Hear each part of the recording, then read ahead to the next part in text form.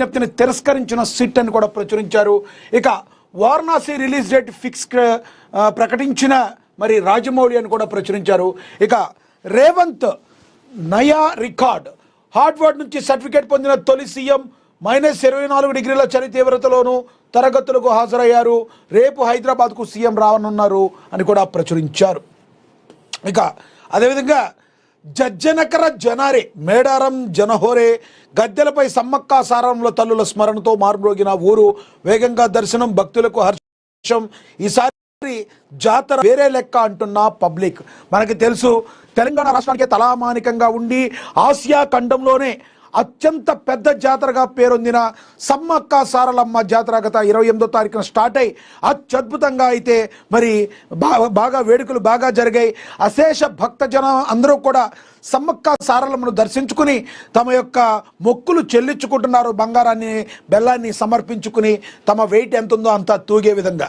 ఇక తెలంగాణ కుంభమేళ ఆసియాలోని అతిపెద్ద గిరిజన జాతర మేడారం జనహోరతే పులకరించిపోతుంది. జంపన్న వాగులో జలకాడిన జనం భక్త పారవశ్యంతో శివము గారు మరి గద్దెపై తల్లులు కొలువు తీరడంతో సమ్మక్క సారలమ్మ నామస్మరణతో మేడారం మార్మోగిపోతుంది. మేడారంలో ఎటు చూసినా జనమే. జంపన్న వాగులో పుణ్య స్నానాలు చేసి అమ్మవారిని భక్తులు దర్శించుకున్నారు. జంపన్న వాగు పరిసరాలు గద్దెల ప్రాంతంలో ఇసుక వేస్తే రాలనంత జనం ఉన్నారు. వనదేవతల నామస్మరణలు, మరోవైపు శివశక్తుల పూనకాలతో జాతర ప్రాంగణం హోరెత్తిపోతుంది. తెలంగాణలో అరణ్య ప్రాంతంలో జరుగుతున్న మహాజాతర 3వ రోజు భక్తులతో చాలా కిటకిటలాడిపోతున్న పరిస్థితి అయితే ఉందని కూడా ప్రచురించారు. ఇక తెలుగు రాష్ట్రాల నుంచే కాకుండా దేశంలోని వివిధ ప్రాంతాల నుంచి లక్షలాది మంది భక్తులు తరలి వస్తున్నారు. అమ్మవారి జాతరలో మేడారం పరిసర ప్రాంతాలు పూర్తిగా పండుగ వాతావరణాన్ని సంతరించుకున్నాయి. ప్రతి వైపు భక్తుల నినాదాలు, భక్తి గీతాలు వినిపిస్తున్నాయి. భక్తులు తెల్లవారుజాము నుంచే జంపన్న వాగులో పుణ్యస్నానాలు ఆచరిస్తున్నారు. అనంతరం సమ్మక్క సారలమ్మ వనదేవతల గద్దెల వద్ద అమ్మవార్లను భక్తి శ్రద్ధలతో దర్శించుకుంటున్నారు.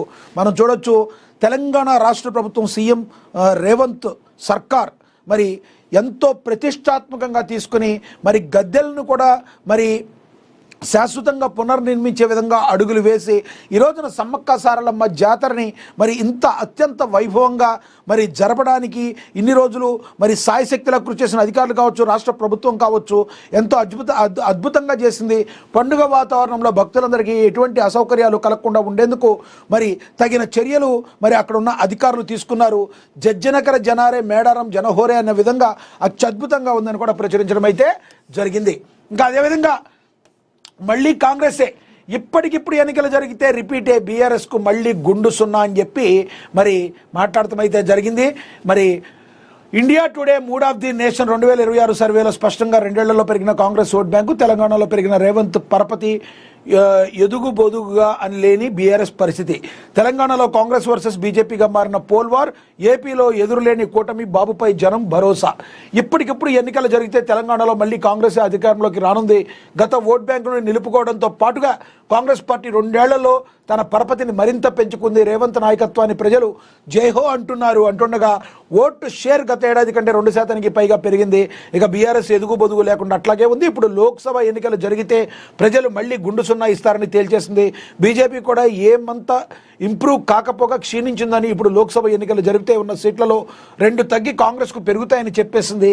గత 2 ఏళ్లుగా ఆర్భాటాలకు ఆడంబరాలకు పోకుండా ప్రజల కోణంలో పాలన సాగిస్తున్న కాంగ్రెస్పై ప్రజలు నమ్మకం పెంచుకున్నారని, అదేవిధంగా విధానం లేకుండా బురద జల్లడమే విధానంగా దూసుకుపోతున్న బీఆర్ఎస్ వైపు ప్రజలు చూడటం లేదని, గత జ్ఞాపకాలు ప్రజల మధ్య నుండి పోలేదని India today mood of the nation సర్వేలో తేల్చి చెప్పింది అని కూడా ప్రచురించారు. ఇక India today see voter mood of the nation survey జనవరి 26 ఫలితాలు. ఆంధ్రప్రదేశ్, తెలంగాణ రాష్ట్రాల్లో రాజకీయ పరిస్థితులపై మరోసారి ఆసక్తికర వివరాలు వెల్లడించాయి. ఈ సర్వే డిసెంబర్ 25 నుంచి జనవరి 2026 వరకు నిర్వహించబడింది. ఇది దేశవ్యాప్తంగా లోక్సభ ఎన్నికల సందర్భంగా ప్రజల మనస్తత్వాన్ని అంచనా వేస్తుంది. అయితే రాష్ట్రాల్లో అసెంబ్లీ స్థాయి అంచనాలు కూడా సూచిస్తుంది. తెలంగాణలో రాజకీయం ఇప్పుడు 2 జాతీయ పార్టీల మధ్య నడుస్తుంది. గత లోక్సభ ఎన్నికల్లో వచ్చిన ఫలితాల్లో ఇప్పుడు స్వల్ప మార్పులు కనిపిస్తున్నాయి. 2024 కాంగ్రెస్లో బీజేపీ చేరి 8 సీట్లు గెలిచాయి. ఇక బీజేపీ ఓటు శాతం అలాగే ఉండి 1-2 తగ్గొచ్చు, లేదా మరి బీఆర్ఎస్ పరిస్థితి మాత్రం చాలా పెద్దగా మార్పేమీ లేదని కూడా ప్రచురించారు. ఇక ఆంధ్రప్రదేశ్ వైపు చూసుకుంటే అక్కడ కూటమి సర్కార్కే ప్రజలు జై కొడుతున్నారని చెప్పి mood of the nation survey అయితే వెల్లడించింది. ఎటువంటి పరిస్థితుల్లో కాంగ్రెస్ అద్భుతంగా చేస్తుందని ప్రజలందరూ కాంగ్రెస్ వైపే ఉన్నారని, ఇప్పటికప్పుడు ఎన్నికలు మళ్ళీ జరిగినా కూడా కాంగ్రెస్కే అధికారం దక్కుతుందని ఘంటాపథంగా చెప్పింది. ఒక అంతా ఇది కాంగ్రెస్ శ్రేణుల్లో జోషం తెప్పిస్తే మరి బీఆర్ఎస్ శ్రేణుల్లో మాత్రం ఒకంత నైరాశ్యానికి లోబడే అవకాశం అయితే స్పష్టంగా కనబడుతుందని మనకి అర్థమవుతుంది. ఇక 60 లక్షల కిలోల కల్తీ నెయ్యి, 20 కోట్ల లడ్డూలు తయారు చేశారు.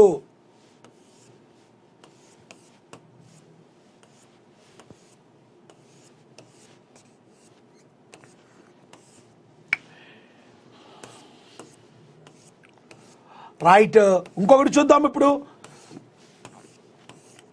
దానం అనర్హత పిటిషన్పై స్పీకర్ విచారణ, హాజరైన ఎమ్మెల్యేలు దానం నాగేందర్, వాదనలు వినిపించిన బీఆర్ఎస్ ఎమ్మెల్యే పాడి కౌశిక్ రెడ్డి. ఫిబ్రవరి 20కి విచారణ వాయిదా కోరిన బీజేపీ నేత ఏలేటి ఫిబ్రవరి 18కి మరి స్పీకర్ వాయిదా వేసినట్టుగా కూడా మన స్పష్టమవుతుంది.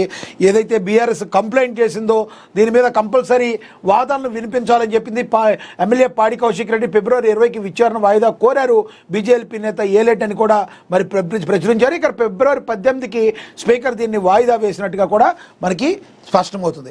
ఇక మనకి తెలిసి ఈ పర్సన్ గురించి పాడి కౌశిక్ రెడ్డి ఎప్పుడు నిరంతరం ఏదో ఒక వివాదాల్లో ఉండటం ఈయన స్టైల్ అయిపోయింది. గతంలో మరి తాను సూసైడ్ చేసుకుంటానని గెలిపించకపోతే అని కొంతమంది ప్రజల్ని బెదిరించి మరీ ఓట్లు వేయించుకున్న